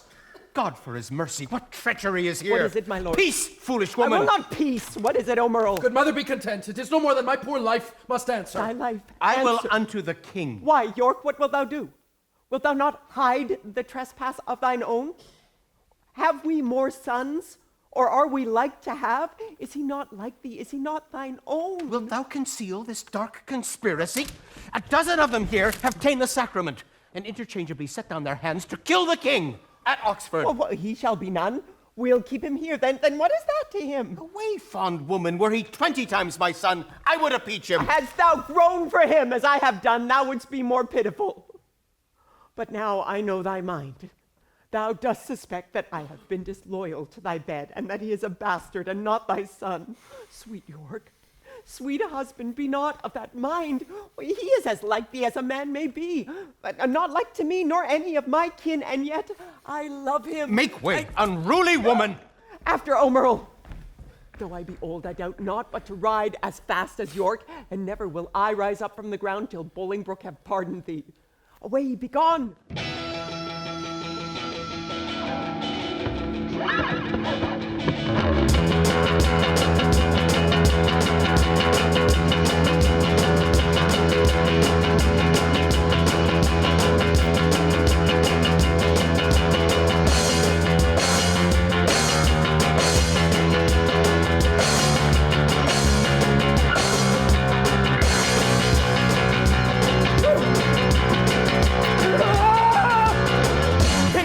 Tell me of my unthrifty son Hal.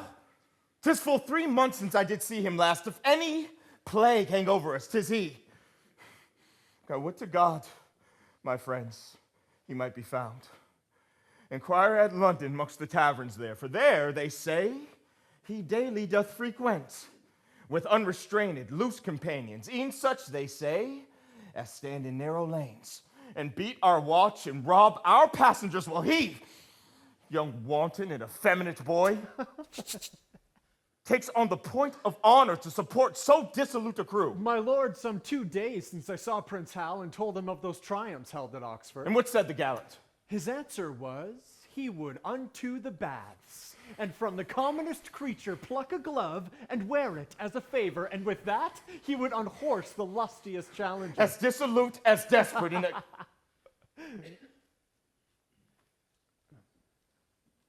Yet through both, I see some sparks of better hope, which elder years may happily bring forth. Where's the king? What means our cousin that he stares and looks so wildly? God save your grace. I do beseech your majesty to have some conference with your grace. Alone. Withdraw yourselves.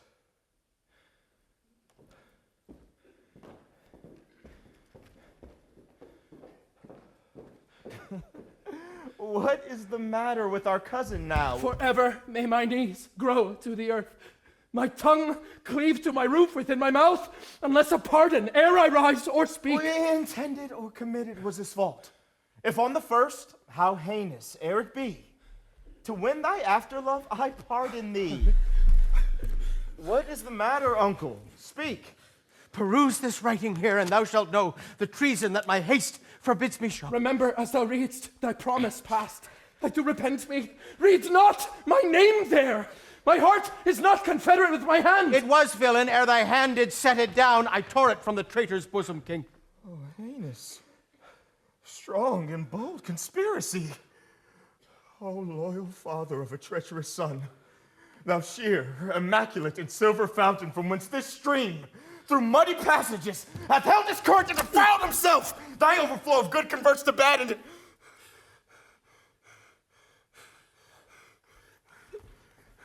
thy abundant goodness shall excuse this deadly blot in thy digressing son. Mine honor lives when his dishonor dies, or my shamed life in his dishonor lies. Thou kill'st me in his life, giving him breath, the traitor lives, the true man's put to death. O king, believe not this hard-hearted man. Loving not itself, none other can. Thou frantic woman, what dost thou make here? Shall thy old dugs once more a traitor rear? Sweet York, be patient. Hear me, gentle liege. What? Rise up, Not good aunt. yet, I thee beseech. Forever will I kneel upon my knees, and never see day that the happy sees, till thou give joy, until thou bid me joy by pardoning. my transgressing boy. And to my mother's prayers I bend my knee.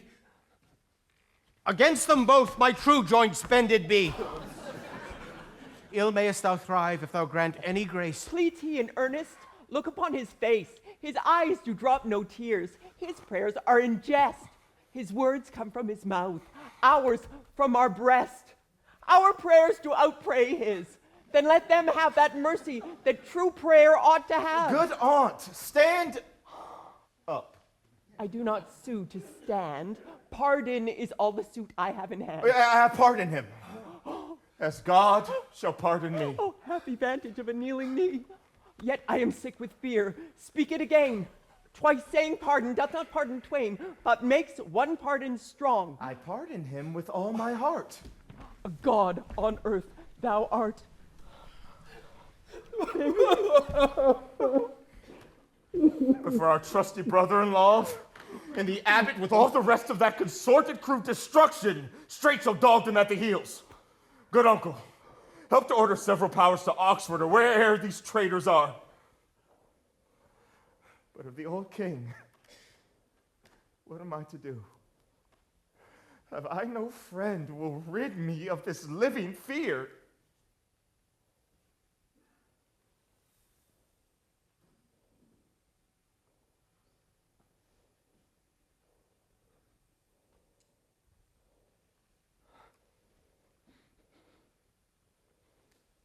Your fair cousin seeks a friend. Indeed, he does.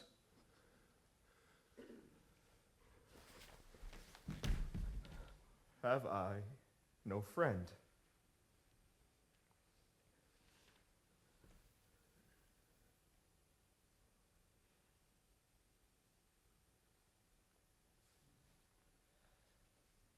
I am the king's friend.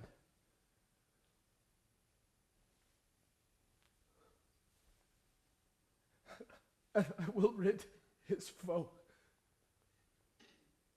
There's much to do, then I'll go. Uncle, farewell. And cousin, adieu. Your mother well hath prayed, and prove you true. Come, my old son. I pray God make thee new.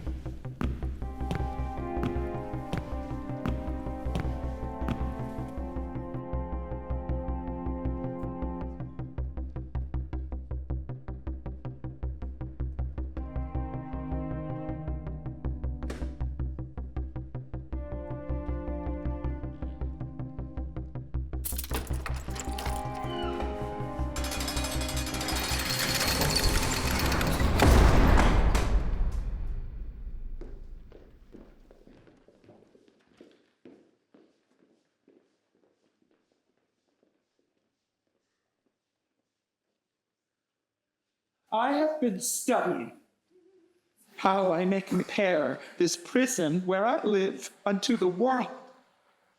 And for because the world is populous and here is not a creature but myself, I cannot do it. Yet I'll hammer it out. My brain, I'll prove the female to my soul the father, and these two beget a generation of still breeding thoughts. And these same thoughts people this little world. It is as hard to come as for a camel to thread the posture of a small needle's eye.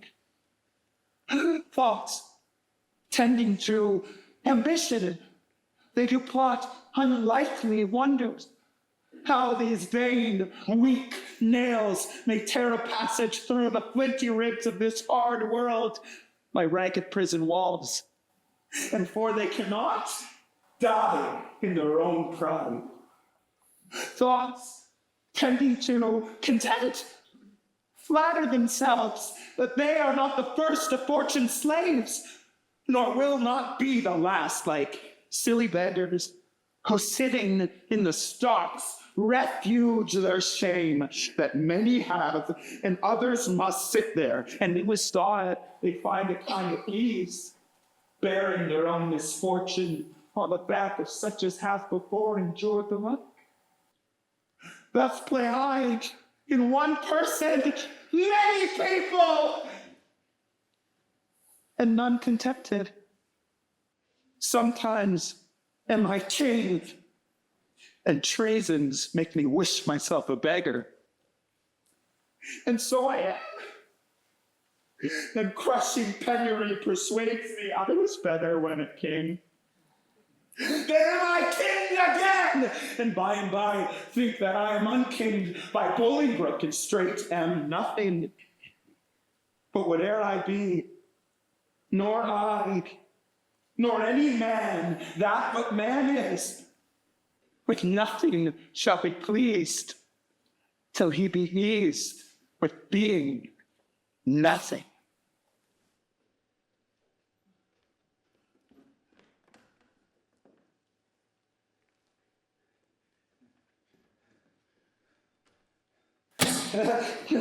Yes. Hail, royal prince! What art thou?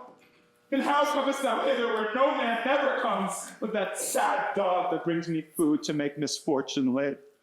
I was a poor groom of thy stable.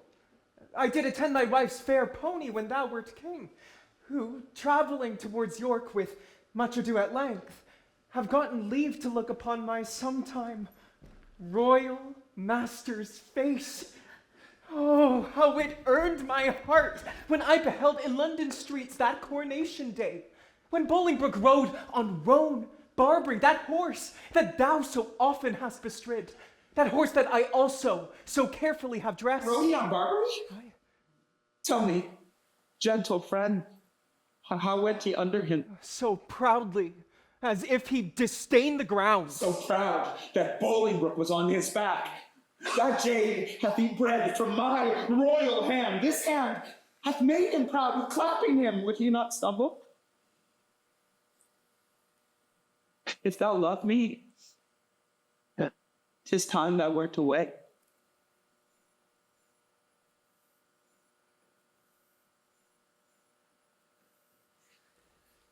What my tongue dares not, that my heart shall say.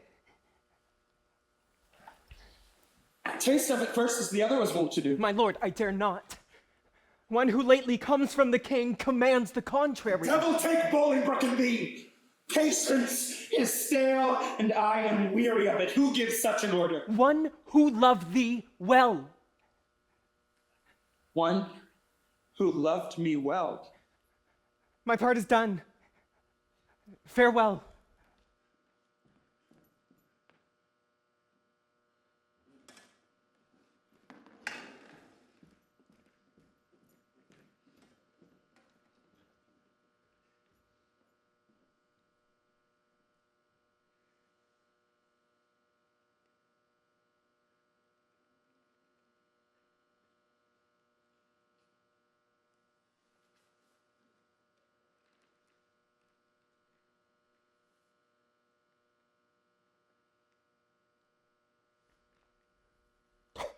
Home harm?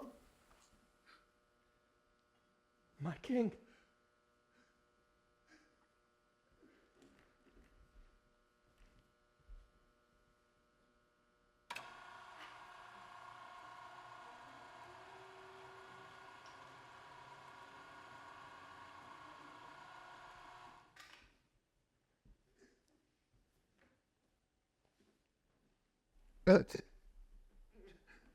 Sir.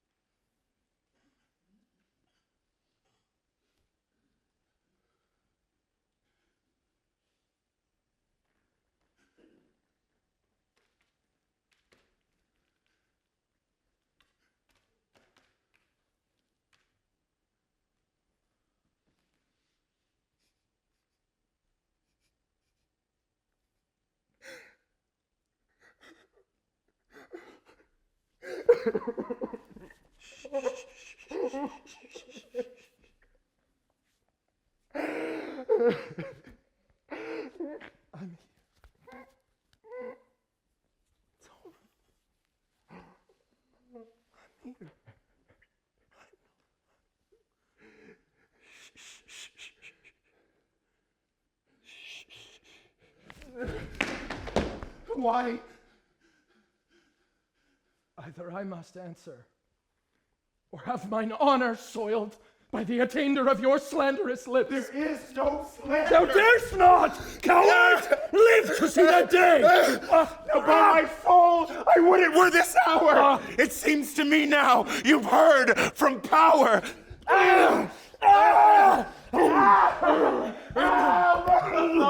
Please, help me! Off me! Earl, I love thee! What means death in this ruinous soul? Fool! Thy own hand yields thy death's instrument. Go thou and fill another room in hell. And shall burn a never-quenching fire that staggers us by person. Thy fierce hand hath with the king's blood stained the king's own land. Mount, my soul! Thy seat is up on high, while my gross flesh sinks downward, here to die. Thou mine, I thine. Thou mine, I.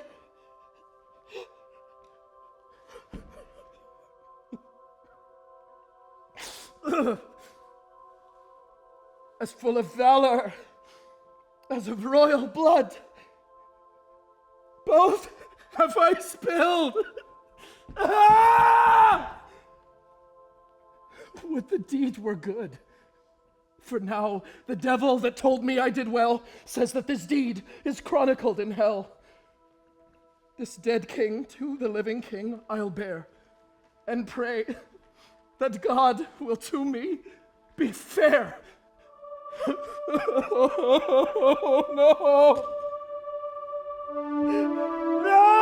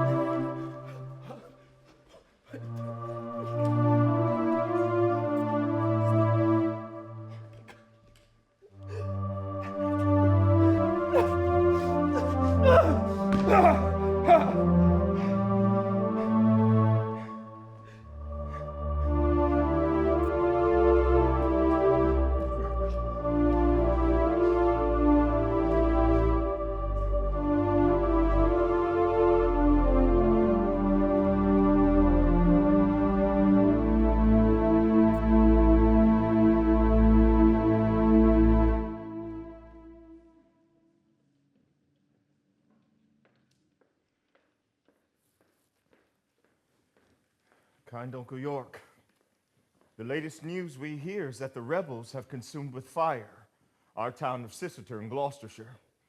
But whether they be ta'en or slain, we hear not. Welcome, my lady. What is the news? First, to thy sacred state, wish I all happiness.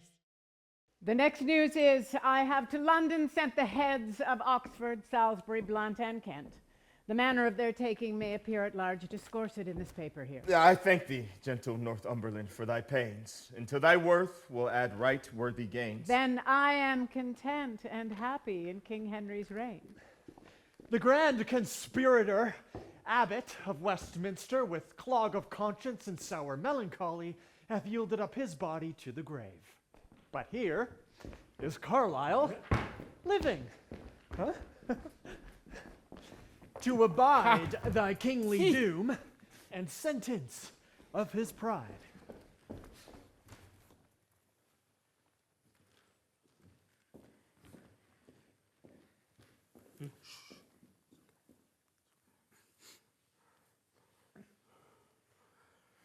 Carlyle, this is your doom.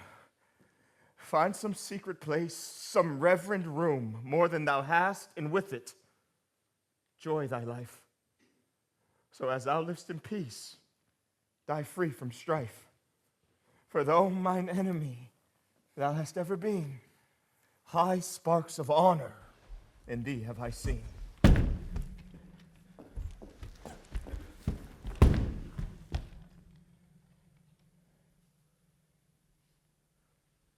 Say that again. The shadow of my sorrow. Let's see. 'Tis very true. For my grief lies all within.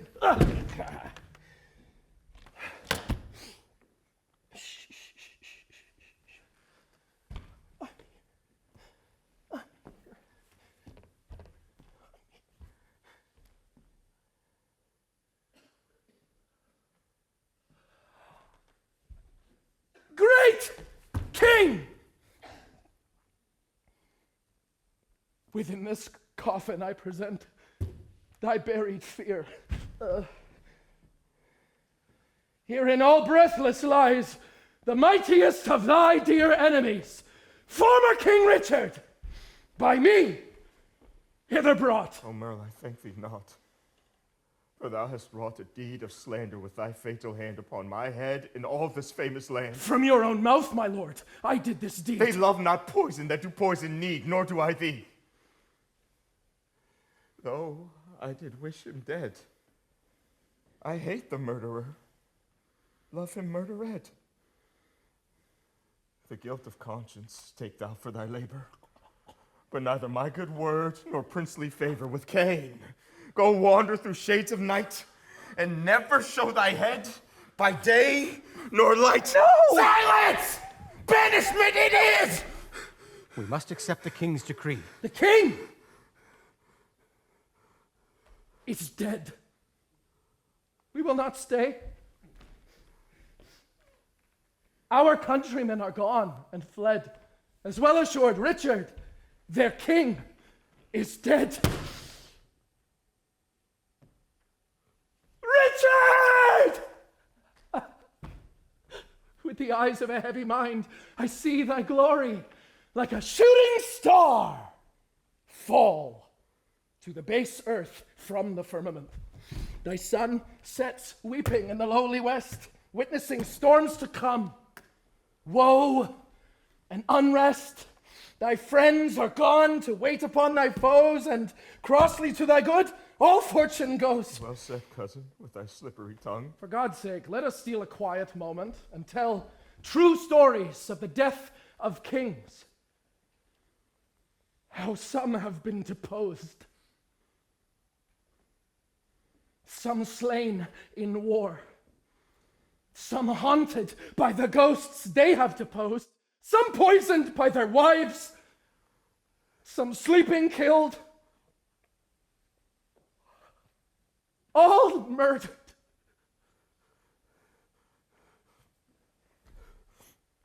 For within the hollow crown that rounds the mortal temples of a king keeps death his court. Cousin, go thou and fill another room in hell.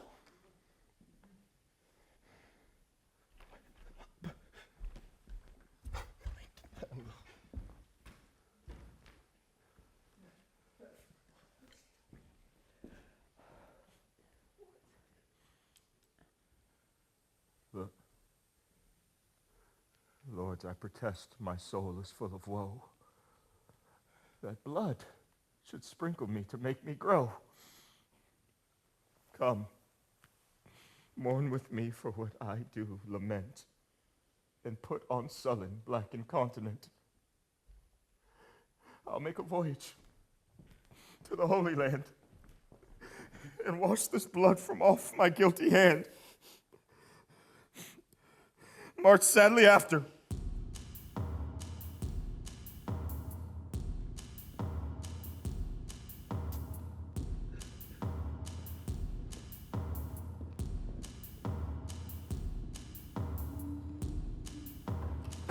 Grace my mornings here. King, farewell.